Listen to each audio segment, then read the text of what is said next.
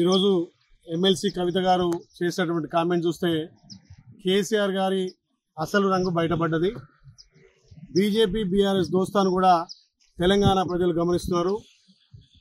గతంలోనే బీజేపీలో బీఆర్ఎస్ను విలీనం చేయాలని చెప్పి చేసినటువంటి కుట్రల విషయంలో కూడా కవిత గారు స్పందించడం, అదేవిధంగా బీజేపీ బీఆర్ఎస్ దోస్తాను కూడా ఏ రకంగా పార్లమెంట్ ఎలక్షన్లో కానీ ఎమ్మెల్సీ ఎలక్షన్లో కానీ వాళ్ళ పొత్తులు ఇవాళ కవిత గారి మాటల్లో తెలిసిపోయింది.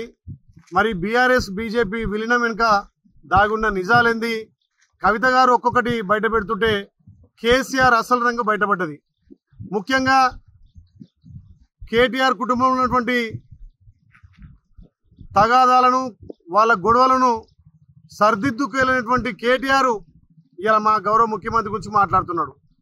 నీ కుటుంబ గొడవలనే నువ్వు చక్కదిద్దుకున్నవి తెలంగాణ ప్రజలను ఏ రకంగా ఉద్ధరిస్తావని చెప్పి గతేళ్ళ మీ 10 ఏళ్ల పాలనలో తెలంగాణ ప్రజలు గమనించే కదా మిమ్మల్ని ప్రతిపక్షంలో కూర్చోబెట్టిరు.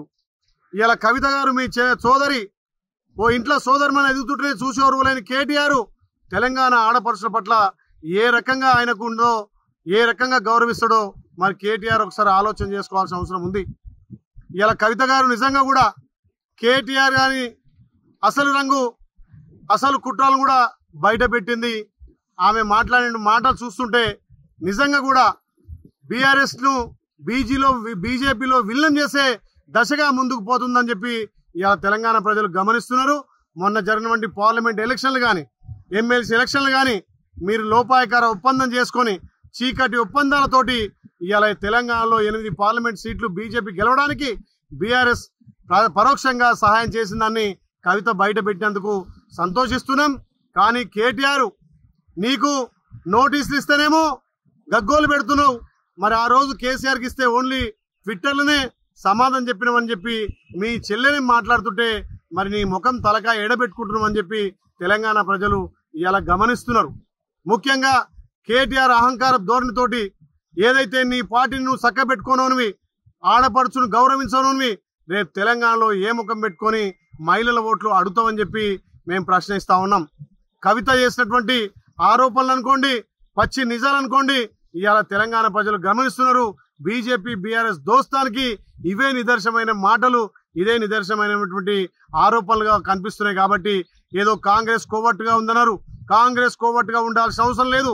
కాంగ్రెస్ పార్టీ ప్రజల పక్షాన ప్రజల గొంతుకగా ప్రజాపాలన చేస్తుంటే మా గౌరవ ముఖ్యమంత్రి చేస్తున్నటువంటి అభివృద్ధి కార్యక్రమాలు చూసి ఓర్వలేక రోజో రకంగా ట్విట్టర్లో పెట్టడం, ఇవాళ నీ పార్టీలో ఉన్నటువంటి అనైక్యతను నువ్వు గుర్తెరగక పార్టీ నుంచి మీ చెల్లెని సాగనంపడానికి నువ్వు చేస్తున్న కుట్రను మీ చెల్లె పసిగట్టింది. కాబట్టి ఇవాళ మీ పార్టీలో జరుగుతున్నటువంటి అంతర్గత కలహాలు కానీ మోసాలు కానీ బీజేపీ బీఆర్ఎస్ దోస్తాను కూడా కవిత బయట పెట్టినందుకు ఇవాళ తెలంగాణ ప్రజలకు అన్ని గమనిస్తున్నారు.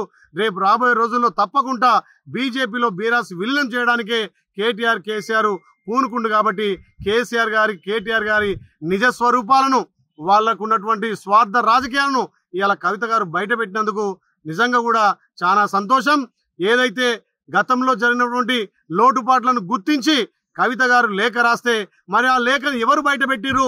మీ పార్టీలోనే కోవట్లు కదా, మీ పార్టీలోనే ఇవాళ అంతర్గత కుమ్లాట వల్ల కవిత గారు రాసినటువంటి లేఖ బహిర్గతమైంది.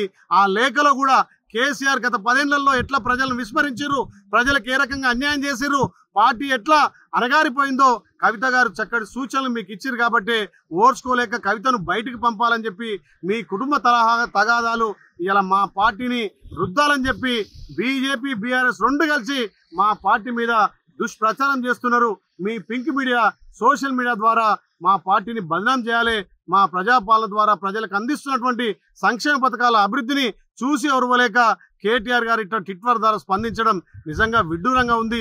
ఇప్పటికైనా మీరు బుద్ధి తెచ్చుకొని, సోయి తెచ్చుకొని మీ కుటుంబాన్ని చక్కన పెట్టి మీ పార్టీని బీజేపీలో విలీనం చేస్తారా, లేకపోతే ప్రజలకు ఏ రకంగా సమాధానం చెప్తారో కేటీఆర్ చెప్పాల్సిన అవసరం ఉంది.